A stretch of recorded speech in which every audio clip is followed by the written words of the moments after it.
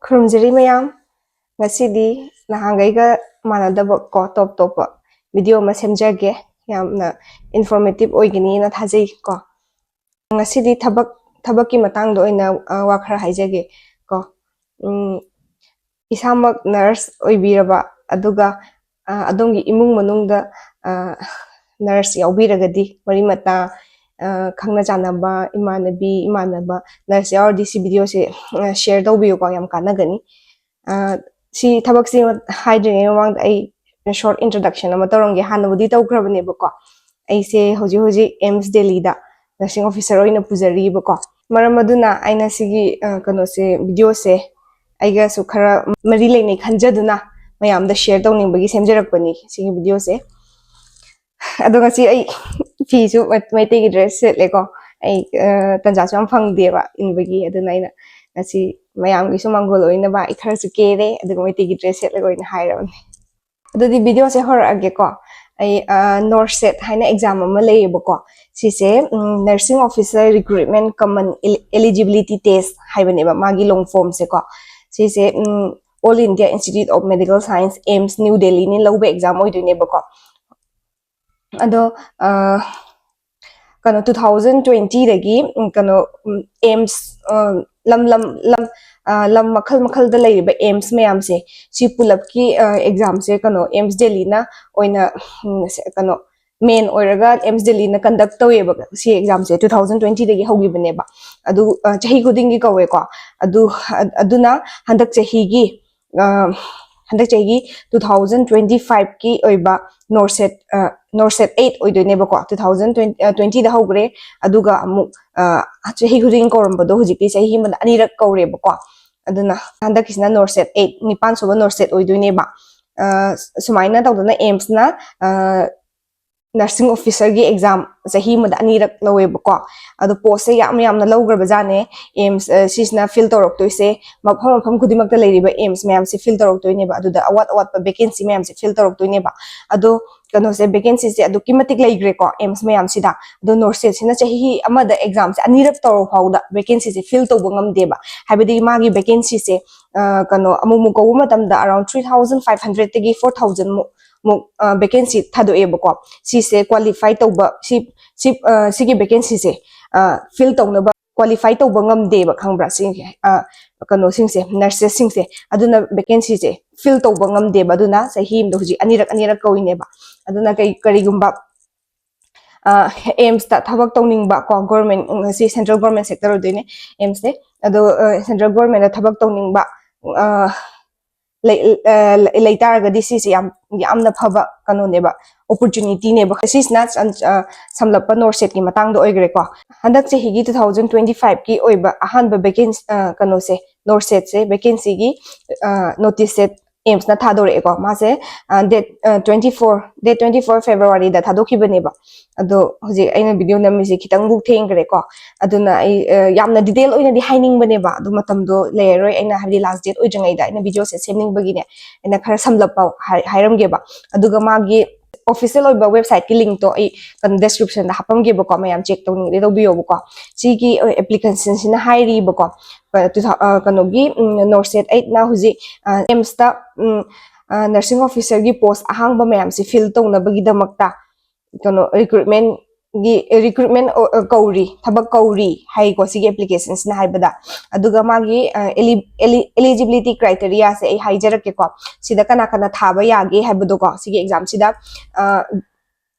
BSc nursing loiraba kangu ko BSc nursing loiraba kangu adaidi post basic loiraba kangu aduga si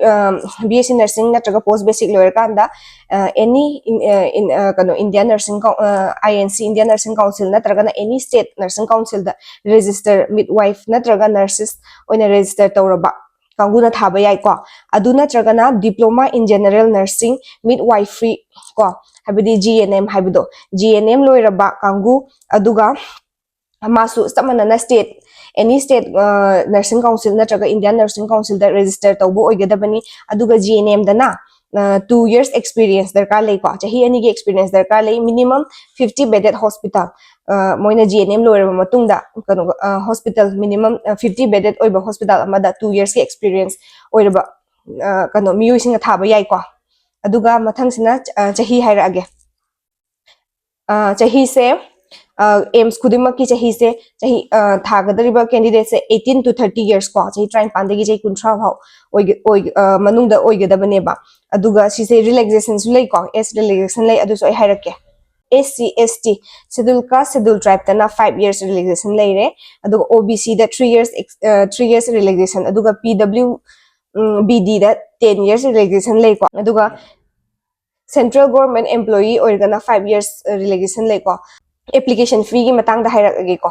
application fee se general or OBC candidate na 3000 rupees ko lusing ahum oigani aduga SC aduga ST aduga EWS ko moigina 2400 oigani aduga persons with disability moigina application fee se lawroyeba ko aduga exam sina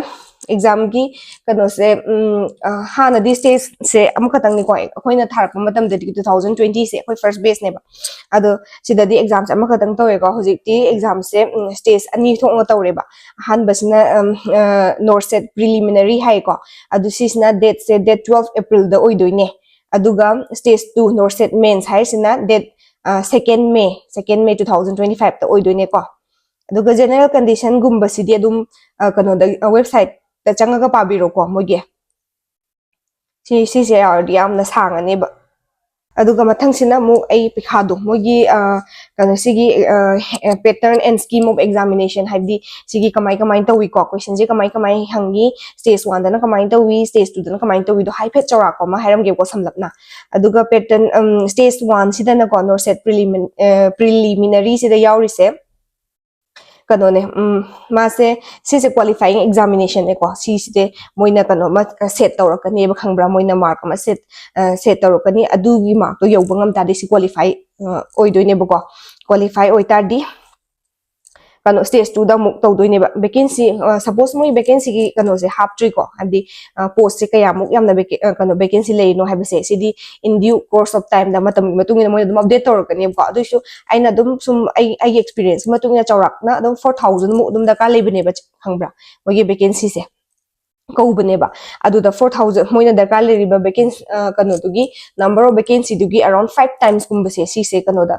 stage 1 सिदा कनो तो हलक stage 1 सिदा खनगलकनेबा दुगा stage 2 थान दुइनेबा अदुगा stage 2 सिना final ओइदोनेबा अदुगा stage 1 की exam से कनो ओइदोने सीसे एग्जाम से 90 मिनट्स की एग्जाम ने को 90 मिनट्स की एग्जाम सिदा मोइ 100 क्वेश्चन हंगकनी एमसीक्यू को मल्टीपल चॉइस क्वेश्चन गाक्तने अदुगा 20 सिना general knowledge and aptitude oineba ko aduga 80 sina akoigi nursing syllabus ta base tawdoineba ko aduga si negative marking lei ko negative marking se 1/3 ko 1/3 ne wrong answer se negative marking oye aduga exam question se sigi kano section gada basi si exam thaba kanda kamai tawi habada si se magi kano se question cham se question magi se section manga thona khaidora ka ne ba khangbra section manga sida question 20 lakane ba adu kamai tawi habada moi ahan ba section 18 minute khatane ba moi allot torok toise 18 minute se da question 20 se koina ta hugudam ne ba habidi si je moi gi matam se loiba matam da maton da upload tawgi doi ne ba habidi adu mathangi stage chatla stage 1 do da mula yenge habe ya de ba khangbra aduna kanogi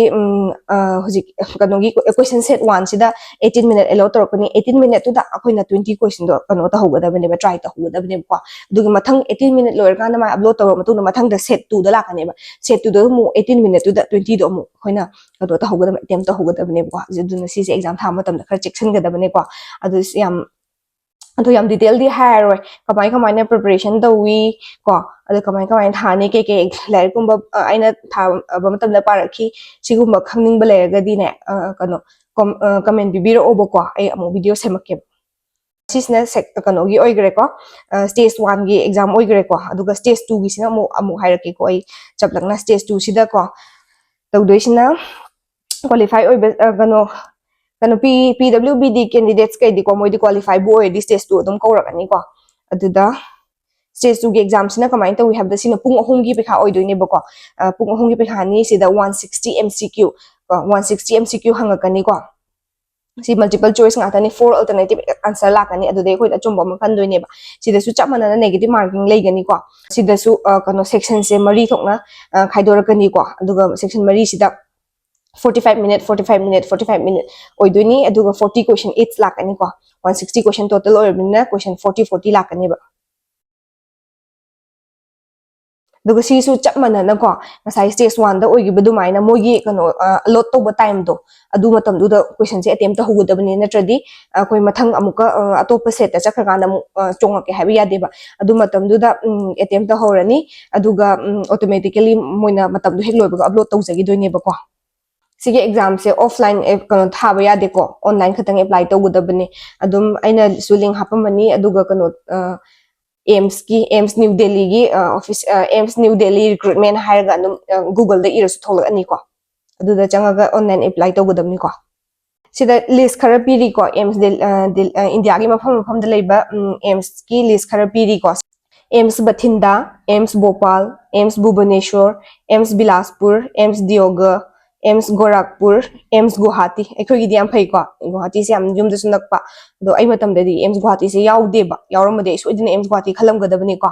अदो AIIMS Jodhpur AIIMS Kalyani AIIMS Mangalagiri AIIMS Nagpur AIIMS new Delhi AIIMS Patna AIIMS Raebareli AIIMS Raipur AIIMS Rajkot AIIMS Rishikesh AIIMS Vijaypur अदुगा इनौ नौना सिदा आइना हुजिक लेरिबा हुजिक लेरिबा room सिगी याम अनकपदको सिजु AIIMS की नेबा AIIMS की पार्ट अमा ओइदोनेबा central arm police forces institute of medical science AIIMS CAP FIMS हाइना हांगदोएबा इनकनकपा आइदे यामना एको से 2.5 किलोमीटर दंग नेबको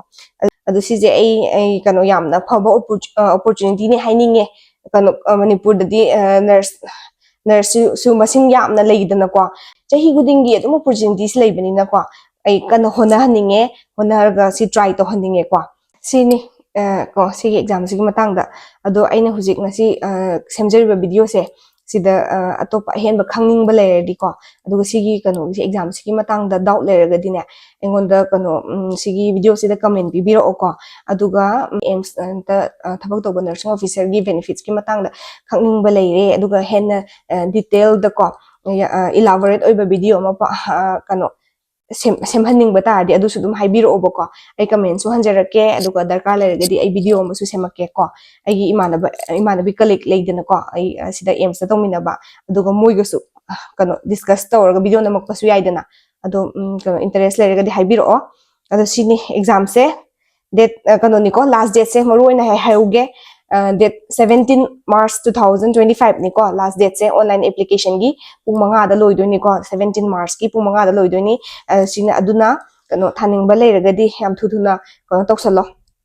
apply toksalo tosanbiro aduga exam sina kano gi norset ki prelim exam sina 12 April 2025 ko aduga stage 2 sina kano 2nd May 2025 mogi yam nungai bam na pekha se khangbra yam kano to bune ba yam thuna haidok bune ba khangbra pekha se tawraga sat haidor kani recruitment process yam thuguni akhoi matam da budi kitang tapki ko akhoi matam da covid laksan gi bage adu hujikti chahi da anira kawram ni April da muk September da muk kawram ne ba aduna process yam thubune ba ko aduna si yam phaba chance ne aduna ai description da I hapcharamage sigi official notice sigi link hapcharamage sigi link sida changaga notice tu da dum मोगी apply तौनबगी कनो दसु link तो सो दुम online application दुगी link तो सो दुम यावर मदोइने बको अदुना apply तौसन बिरो video से सुक्सोय सोइदना share तौबियु को information से मयाम दा योहन बदा मतेंग पांगबियु अदुगा खुदोंग जाबसे अखोय पुन्ना लौमिनसी को